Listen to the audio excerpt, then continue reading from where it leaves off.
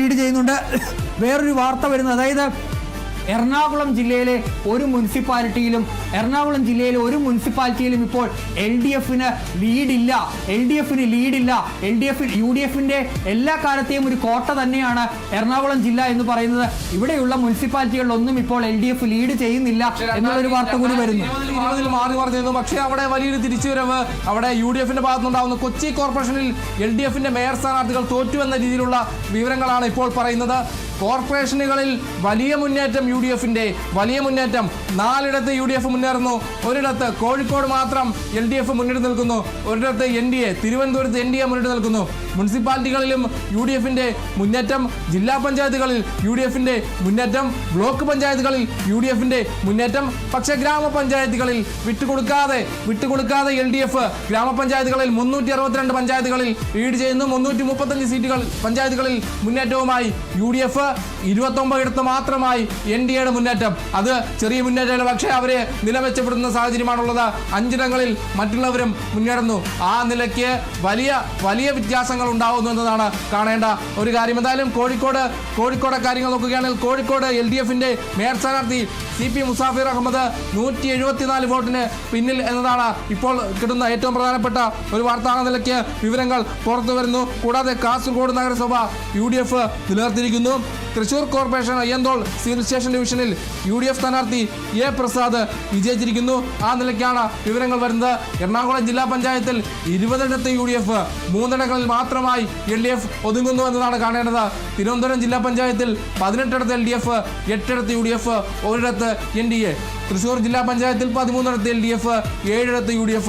ആ നിലയ്ക്കാണ്. കൊല്ലം ജില്ലാ പഞ്ചായത്തിൽ 11ഇടത്ത് LDF, 13ഇടത്ത് UDF. പാലക്കാട് 15ഇടത്ത് LDF, 12ഇടത്ത് UDF. ജോസ് കെ മാണിയെ സംബന്ധിച്ച് ഏറ്റവും ഞെട്ടലുള്ള വാർത്ത വരുന്നു.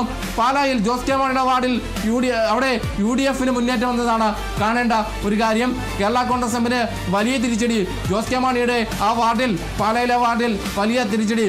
ബ്ലോക്ക് പഞ്ചായത്ത് നോക്കുകയാണെങ്കിൽ അവിടെ LDFന്റെ ആധിപത്യം തുടരുന്ന 71 സീറ്റുകളിൽ LDF തിരിച്ചു വന്നിരിക്കുന്നു എന്നതാണ് കാണേണ്ട ഒരു കാര്യം. മുനിസിപ്പാലിറ്റികൾ നോക്കുകയാണെങ്കിൽ 47ഇടത്ത് UDFും 30ഇടത്ത് LDFും മുന്നേറുന്നു. എന്തായാലും കോട്ടയം, കേരള കോൺഗ്രസ് എമ്മിന്റെ ശക്തമായ കോട്ട, കോട്ടയം പാലായിൽ അവിടെ ജോസ് കെ മാണിയുടെ, കേരള കോൺഗ്രസ് എമ്മിന്റെ പ്രധാനപ്പെട്ട നേതാവ് ജോസ് കെ മാണിയുടെ വാർഡിൽ അവിടെ UDFന് വിജയം എന്നതാണ്, UDFന്റെ മുന്നേറ്റം, വലിയ മുന്നേറ്റം എന്നതാണ് കാണേണ്ട ഒരു കാര്യം. ആ നിലയ്ക്കാണ് കോട്ടയത്തെ കാര്യങ്ങൾ പോകുന്നത്. എന്തായാലും കോട്ടയത്ത് അവിടെ വലിയൊരു മുന്നേറ്റം ഉണ്ടാക്കാൻ UDFന് കഴിഞ്ഞു എന്നതാണ് കാണേണ്ടത്. കണ്ണൂർ കോർപ്പറേഷനിൽ UDF 19ഇടത്ത് മുന്നിട്ട് നിൽക്കുന്നു. LDF 10ഇടത്ത് വിട്ടുകൊടുക്കില്ല എന്ന് തന്നെയാണ് UDF പറയുന്നത്. ആ നിലയ്ക്കാണ് അവിടുത്തെ ഫലങ്ങൾ വരുമ്പോൾ കാണേണ്ട കാര്യം. ജില്ലാ പഞ്ചായത്ത് നോക്കുകയാണെങ്കിൽ പാലക്കാട് 15ഇടത്താണ് LDFന്റെ മുന്നേറ്റം, 12ഇടത്ത് UDFും മുന്നിട്ട് നിൽക്കുന്നു. കോർപ്പറേഷൻ 4ഇടങ്ങളിൽ UDF, 1ഇടത്ത് LDF. ആ നിലയ്ക്കാണ് വരുന്നത്. എന്തായാലും വലിയ അപ്രതീക്ഷിത മുന്നേറ്റം, കൂടാതെ അട്ടിമറി വിജയം, ഇതെല്ലാം നിറഞ്ഞു നിൽക്കുന്നു തദ്ദേശ തെരഞ്ഞെടുപ്പ് ഫലം വരുമ്പോൾ. ആ നിലയ്ക്കാണ് വിവരങ്ങളുള്ളത്. എന്തായാലും കോർപ്പറേഷൻ നോക്കുകയാണെങ്കിൽ 1ഇടത്ത് LDF, 4ഇടത്ത് UDF. മുനിസിപ്പാലിറ്റി നോക്കുകയാണെങ്കിൽ 30ഇടത്ത് LDF, 48ഇടത്ത് UDF. ജില്ലാ പഞ്ചായത്ത് 6ഇടത്ത് LDF, 8ഇടത്ത് UDF. ബ്ലോക്ക് പഞ്ചായത്ത് 67ഇടത്ത് LDF, 70ഇടത്ത് UDF. ആ നിലയ്ക്ക് മാറി മറിയുന്നു. മലപ്പുറത്താകെ UDF തരംഗം. നിലമ്പൂർ UDF തിരിച്ചു പിടിച്ചിരിക്കുന്നു എന്നതാണ് പറയേണ്ട ഒരു കാര്യം. വലിയ മുന്നേറ്റം ഉണ്ടാവുന്നു അവിടെ നിലമ്പൂരിൽ UDFന് എന്നതാണ് കാണേണ്ടത്.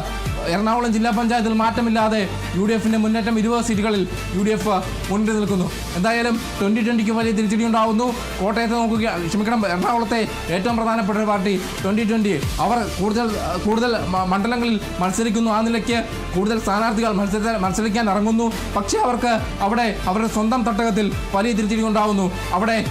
അവിടെ വലിയ തിരിച്ചടി ഉണ്ടാവുന്നു. കോൺഗ്രസിന് വലിയ ആധിപത്യം, കിഴക്കമ്പലത്ത് കോൺഗ്രസിന്റെ ആധിപത്യം, UDFന്റെ ആധിപത്യം. എന്തായാലും അവിടെ UDFന് വലിയ തിരിച്ചടി, സംസ്ഥാനമാകെ UDFന്റെ വലിയ തിരിച്ചടി, വലിയ തിരിച്ചുവരവ്. NDAക്ക് വലിയ തിരിച്ചടി, LDFനെ സംബന്ധിച്ച് വലിയ ഞെട്ടലുണ്ടായിരിക്കുന്നു എന്നതാണ് കാണേണ്ട കാര്യം. അങ്ങനെ തന്നെയാണ്. കേരളത്തിൽ ഇതാ കഴിഞ്ഞ ഉപതെരഞ്ഞെടുപ്പുകളിൽ ആവർത്തിച്ച വിജയം UDF അത് തുടരുന്ന കാഴ്ച തന്നെയാണ് ഇപ്പോൾ ത്രിതല പഞ്ചായത്ത് ഇലക്ഷനിലും അല്ലെങ്കിൽ തദ്ദേശ സ്ഥാപനങ്ങളിലേക്ക് നടന്ന തെരഞ്ഞെടുപ്പിലും ഇപ്പോൾ കാണുന്നത്. ഇതൊരു സൂചനയാണോ? ഇനിയിപ്പോൾ കുറച്ച് മാസങ്ങൾ മാത്രമാണ് നിയമസഭാ തെരഞ്ഞെടുപ്പിന് ബാക്കി നിൽക്കുന്നത്. ഇതാ ആ നിയമസഭാ തെരഞ്ഞെടുപ്പിന് ബാക്കി നടക്കുമ്പോൾ സെമി ഫൈനൽ പോലെ നടന്ന തദ്ദേശ തെരഞ്ഞെടുപ്പിൽ ഇതാ UDFന്റെ മുന്നേറ്റമാണ് നമുക്കിപ്പോൾ കാണാൻ കഴിയുന്നത്. ഗ്രാമപഞ്ചായത്തുകളിൽ ഒഴികെ UDFന്റെ മുന്നേറ്റം എന്നുള്ളതാണ് ഏറ്റവും പ്രധാനപ്പെട്ട കാര്യം. ഗ്രാമപഞ്ചായത്തുകളിൽ അവരുടെ സിറ്റിംഗ് കോർപ്പറേഷനുകളിൽ, പ്രത്യേകിച്ച് തിരുവനന്തപുരം കോർപ്പറേഷനിൽ അവിടെ NDA മുന്നേറുന്നു. അതേസമയം കൊല്ലം കോർപ്പറേഷൻ കൈവിടുന്നു. കൊച്ചി കോർപ്പറേഷനിൽ വൻ ഭൂരിപക്ഷത്തിൽ UDF തിരിച്ചു വരുന്ന കാഴ്ച.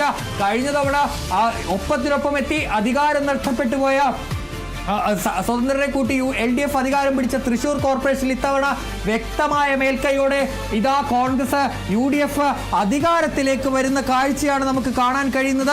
കോഴിക്കോട് കോർപ്പറേഷൻ ഇത്തവണ LDF തന്നെ അവിടെ മുന്നേറുന്ന കാഴ്ച തന്നെയാണ് നമുക്ക് കാണാൻ കഴിയുന്നത്. ഏതായാലും മലപ്പുറം ജില്ല ഇതാ UDF തൂത്തുവാരുകയാണ്. മലപ്പുറം ജില്ല UDF തൂത്തുവാരിയിരിക്കുന്നു. മലപ്പുറം ജില്ല ഇതാ ലതിക സുഭാഷ് കോട്ടയം മുനിസിപ്പാലിറ്റി തിരുനക്കര ഡിവിഷനിൽ മത്സരിച്ച ലതിക സുഭാഷ് മഹിളാ കോൺഗ്രസിന്റെ മുൻ സംസ്ഥാന അധ്യക്ഷ, പിന്നീട് അവിടെ നിന്ന്